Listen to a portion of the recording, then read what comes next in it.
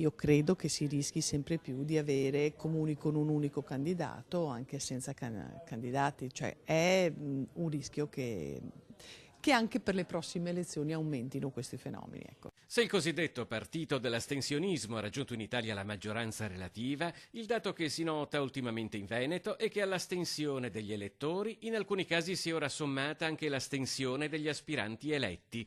Nell'ultima tornata amministrativa ci sono stati meno candidati ed è in aumento il fenomeno di piccoli comuni in cui si presenta una lista unica a caccia del 50+1% dei voti per evitare l'arrivo del commissario. Il fatto è che se il mestiere del sindaco non è mai stato facile, in questi anni lo è diventato ancor di meno.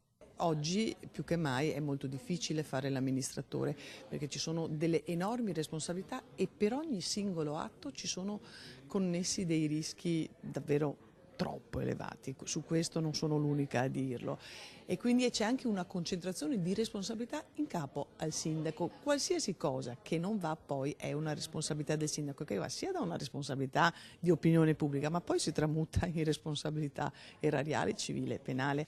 Ci sono sindaci che non firmano niente per paura di essere indagati, ha detto Matteo Salvini, paventando l'abolizione del reato di abuso d'ufficio. Un'uscita poco gradita all'alleato di governo. Di Maio aveva risposto a stretto giro. Il prossimo passo quale sarà? Che per evitare di far dimettere un sottosegretario togliamo il reato di corruzione? Per Maria Rosa Pavanello la questione è molto complessa e deve comunque essere affrontata. Il nostro ministro interviene su tutto e quindi a volte certi interventi rischiano di essere banalizzati. Questo secondo me invece ha posto un tema molto serio, lo ha posto in forma semplificata, però ha posto un tema molto serio, davvero. Insomma, l'abuso d'ufficio si rischia per delle stupidaggini, perché poi si viene assolti e questo è il tema, però nel frattempo si è rovinata comunque una vita di una persona che si è messa a disposizione della comunità e della sua famiglia e magari anche del suo lavoro.